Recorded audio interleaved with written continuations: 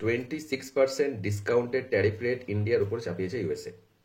রাত্রিবেলায় মানে গত রাত্রিবেলায় ইউএস প্রেসিডেন্ট ডোনাল্ড ট্রাম্প একটা প্রেস কনফারেন্স করে ওনাদের যে liberation day, so called liberation day অ্যানাউন্সমেন্টে সেখানে বিভিন্ন দেশের উপর উনি রেসিপ্রোকাল ট্যারিফ চাপিয়েছেন, যার ডেডলাইন ডেফিনেটলি গতকালই ছিল 2রা এপ্রিল।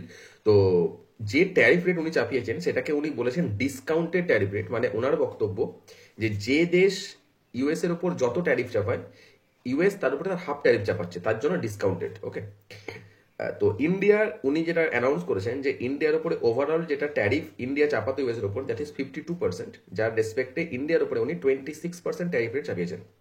তো এখন প্রশ্ন হলো যে 26% ট্যারিফ রেট চাপানোর প্রভাব কি পড়বে ভারতের মার্কেটে। ইন্ডিয়ান মার্কেটে আসার আগে আমি দেখি যে ইউএস মার্কেটের প্রভাব কি পড়েছে। গিফট নিফটি এখন পর্যন্ত যদি আমরা ইন্ডিয়ার কনটেক্সটে দেখি তাহলে গিফট নিফটি নেগেটিভে ট্রেড করছিল, মানে রাত্রি যে সেশনটা শেষ হয়েছে সেখানে পর্যন্ত। অ্যাট প্রেজেন্ট আমি যখন ভিডিও রেকর্ড করছি এখন ভোরবেলা, এই সময় পর্যন্ত Dow future 985 point down, that is 2.33%, Nasdaq 888 point down অর্থাৎ 5.02%, S&P 500 3.62% অর্থাৎ 207 পয়েন্ট ডাউন। মানে ইউএস মার্কেট কিন্তু এই ট্যারিফটাকে মোটেও ভালো চোখে দেখেনি, এটা এক্সপেক্টেড ছিল ইউএস মার্কেট ভালো চোখে দেখবে না। ইন্ডিয়া যেটা এক্সপেক্ট করেছিল ট্যারিফ হার্ডলি 15% ট্যারিফ আসবে বলে এক্সপেক্ট করছিল ইন্ডিয়া, সেখানে 26% ট্যারিফ। এটা কিন্তু ইন্ডিয়ান মার্কেটের জন্য একটা শক হলেও হতে পারে, হওয়ার সম্ভাবনা আছে, আমার মনে হয় সম্ভাবনা আছে।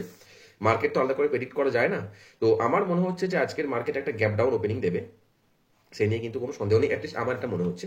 আচ্ছা, এরপরে আমি আসি যে ইন্ডিয়ার রেসপেক্টে অন্যান্য যে কান্ট্রিগুলো তাদের উপর কেমন ট্যারিফ আছে। যেমন চায়নার উপরে রেসিপ্রোকাল ট্যারিফ আছে 34%, ইউরোপিয়ান ইউনিয়নের উপর 20%, ভিয়েতনাম 46%, তাইওয়ান 32%, জাপান 24%। ঠিক আছে, আমি জাস্ট এই কথাই বললাম। তার কারণ হচ্ছে যে ইন্ডিয়ার রেসপেক্টে এই কান্ট্রিগুলোর ট্যারিফটা ইম্পর্টেন্ট, কারণ এই কান্ট্রিগুলোর সঙ্গে ইন্ডিয়ার মেনলি কম্পিটিশন ইউএস মার্কেটে। তো ইউএস মার্কেটে আমি যদি দেখি সব থেকে বড় কম্পিটিশন চায়না আছে, ভিয়েতনাম আছে, জাপান আছে। তো চায়না 34%, যেখানে ভিয়েতনাম 46%, সেই রেসপেক্টে কিন্তু ইন্ডিয়ান ট্যারিফ কিন্তু অনেকটা কম। এটা ইন্ডিয়ার জন্য ভালো দিক, 1 নম্বর। 2 নম্বর, যদি আমরা যে ইউএসএ ট্রেডিং পার্টনার দেখি তাহলে India USA 10th largest trading partner, 10 নম্বরে লাই করে। ওকে, যদি ইম্পোর্ট দেখি ইউএস ইম্পোর্ট করে কোন কোন দেশ থেকে, তাহলে ইন্ডিয়া 11 নম্বরে থাকে, 11th। সেখানে ইউএস এর সব থেকে বড় ট্রেডিং পার্টনার হচ্ছে মেক্সিকো আর কানাডা। এখানে একটা কথা বলে রাখতে হবে যে মেক্সিকো বা কানাডার কিন্তু রেসিপ্রোকাল ট্যারিফের এই লিস্টে কিন্তু নাম নেই, কারণ ওদেরকে অলরেডি আলাদা করে পানিশ করা হয়ে গেছে, আলাদা করে এখনো পানিশমেন্ট হচ্ছে না। চায়না সব থেকে 3rd লার্জেস্ট ট্রেডিং পার্টনার। এটা কিন্তু ইন্ডিয়ার একটা এজ, এটা কিন্তু ইন্ডিয়ার একটা ভালো দিক, কারণ হচ্ছে যেহেতু China 3rd largest trading partner ইউএসের সাথে, এবং চায়না যেহেতু 34% ট্যারিফ দিয়ে হিট হয়েছে, এবং চায়না যেহেতু বলেছে যে ইউএস যদি ট্যারিফ লাগে তো আমরাও ট্যারিফ লাগাবো, তো সেক্ষেত্রে চায়নার সাথে ইউএস এর ট্রেডের ভলিউম কিন্তু কমবে, এবং সেই যে ভলিউমটা কমবে সেটা কিন্তু ইন্ডিয়া সহ অন্যান্য যে দেশগুলো আছে তাদের মধ্যে ডিস্ট্রিবিউট হওয়ার সম্ভাবনা বেশি, যেখানে ইন্ডিয়ার নাম্বারটা বেশি। এবার আছে যে এরপরে ইন্ডিয়ার স্টেপ কি হবে। ইন্ডিয়াতে অলরেডি ফরেন ডেলিগেটস আছে, এবং ইন্ডিয়া একটা বাইল্যাটারাল এগ্রিমেন্টের জায়গাও আস্তে আস্তে মানে তৈরি করছে, যেখানে ইন্ডিয়া ইউএস এর সাথে বাইল্যাটারাল এগ্রিমেন্ট করবে এই যে রেসিপ্রোকাল ট্যারিফটাকে সারপ্রাস করার জন্য, মানে রেসিপ্রোকাল ট্যারিফটাকে সাইড করে বেরিয়ে যাওয়ার জন্য। ওকে, এবার আমি সেক্টর ওয়াইজ যদি আমি দেখি তাহলে সব থেকে বড় যে দুটো সেক্টর এফেক্ট করার কথা সেটা হলো আইটি আর অটো। আরেকটা কথা বলে রাখি, এখানে ইউএসএ কিন্তু 10% বেস ট্যারিফ সবার উপর লাগিয়েছে, মিনিমাম 10%, আর অটো সেক্টরের উপর 25%। যে কোনো বিদেশি কোম্পানির গাড়ি যদি ইউএসএ বিক্রি হয় তার উপর 25% ট্যারিফ, এটা সবার জন্য। তো সেখান থেকে ইন্ডিয়া ডেফিনেটলি হিট হবে, বিশেষ করে টাটা। ওকে, টাটা হিট হওয়ার বিশাল সম্ভাবনা আছে, এবং হবেও, কিছু করার নেই, টাটা দেখতেও পাচ্ছি হিট হচ্ছে। তো আইটি এবং অটো এই দুটো সেক্টর সব থেকে বেশি প্রভাব পড়বে। আচ্ছা, যে সমস্ত সেক্টরগুলো এখানে মানে ইন্ডিয়া থেকে যে সমস্ত সেক্টরে বেশি পরিমাণে যায় জিনিসপত্র যায়, মানে ইন্ডিয়া কোন কোন সেক্টরে সবচেয়ে এক্সপোর্ট করে ইউএসএ, সেটা খুব ইম্পর্টেন্ট।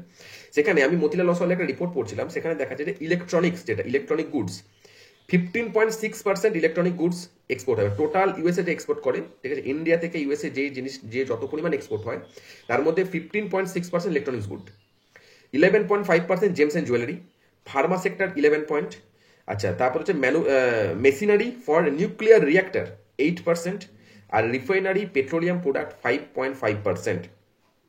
তো এই যে রেসিপ্রোকাল ট্যারিফ টেসে না 26%, তো আমি একটা রিপোর্ট পড়ছিলাম, সেখানে বলছে যে এক্সপার্ট ওপিনিয়ন যারা বলছে তারা বলছে কি যে সব থেকে বেশি এই যে ট্যারিফটা না, ওভারঅল যে ট্যারিফটায় যে প্রভাব পড়বে তার থেকে বেশি প্রভাব পড়বে বিভিন্ন সেক্টর ওয়াইজ। যে সমস্ত সেক্টরে বেশি পরিমাণ ইউএস এর উপর ডিপেন্ডেন্ট, সেই সমস্ত সেক্টর বেশি পরিমাণে প্রভাব পড়বে।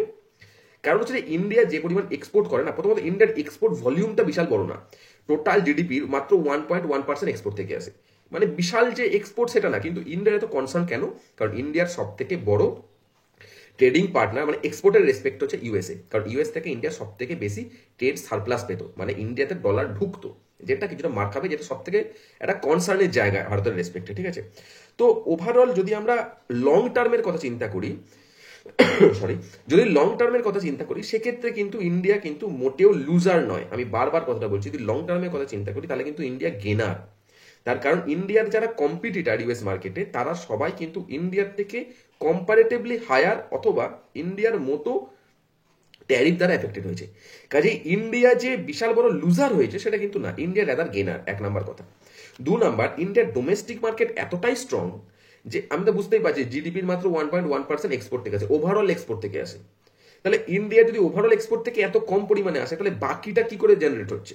ডেফিনেটলি আমাদের ডোমেস্টিক কনজাম্পশন থেকে।